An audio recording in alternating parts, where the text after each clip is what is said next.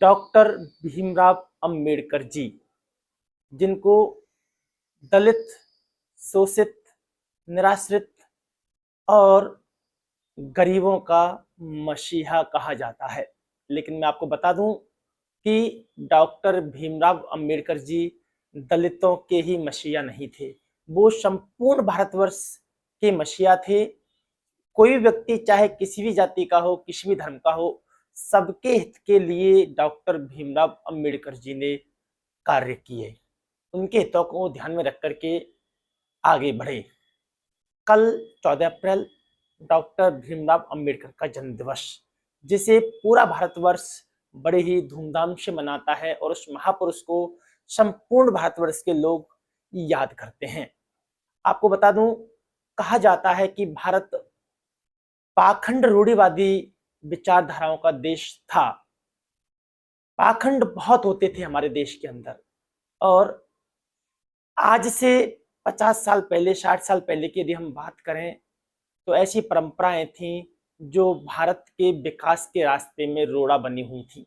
मैं बात करता हूं डॉक्टर भीमराव अंबेडकर जी की।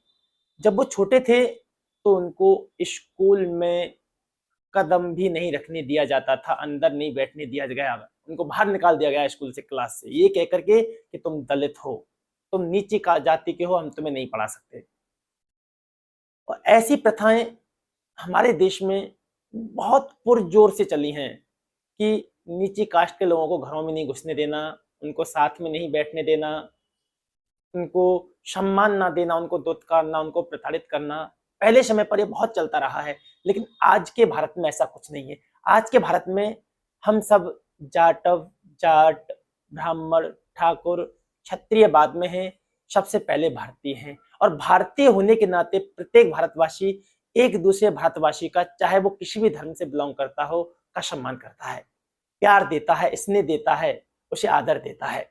समय परिवर्तन हो गया है, लेकिन भीमराव अंबेडकर जी के समय पर उनको क्लास के अंदर तक नहीं बैठने दिया। अपने जीवन काल में डॉक्टर भीमराव अंबेडकर जी ने बहुत कष्ट सहे, बहुत दुखों को झेला, लेकिन उन्होंने हार नहीं मानी और अपने अधिकार के लिए लड़ाइयां लड़ी, शोषितों के अधिकार के लिए लड़ाइयां लड़ी, दलितों के अधिकार के लिए लड़ाइयां लड़ी।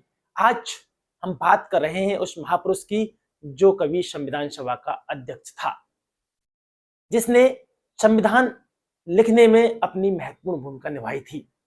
कहा जाता है कि डॉक्टर भीमराव अंबेडकर जी इतने महान थे, इतने बुद्धिमान थे कि दोनों हाथों से लिखा करते थे।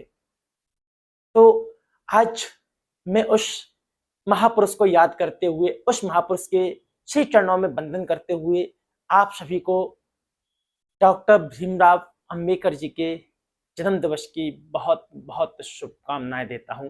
आशा करता हूं कि डॉक्टर भीमराव अंबेडकर जी ने जितने नियम, कानून, सिद्धांत संविधान के अंदर बनाए हैं, हम सब भारतवासी उन सभी सिद्धांतों का पालन करते हुए आगे बढ़ेंगे, निराश्रित, शोषित दलितों को सम्मान देंगे, उन्हें अपने बराबर में बैठने का स्थान देंगे और एक भारतवासी मानकर